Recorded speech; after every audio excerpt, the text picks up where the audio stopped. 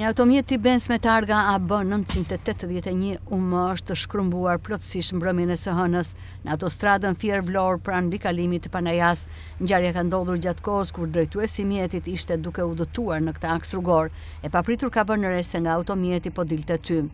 Sipas informacioneve paraprake, drejtuesi i mjetit ka reaguar menjëherë duke ndaluar automjetin, ndërsa ka dalë prej tij për të shmangur çdo rrezik. Vetëm pak çaste më pas makina është përfshirë nga flakët, të cilat janë përhapur me shpejtësi, duke shkrumbuar plotësisht atë.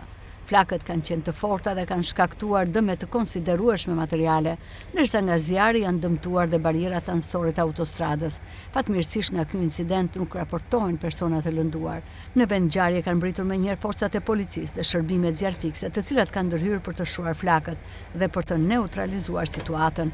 Zjarfiksit kanë bërë të mundur izolimin e zjarrit për të shmangur përhapjen e tij më tej dhe rrezikun për automjetet e tjera që qarkullonin në këtë aks.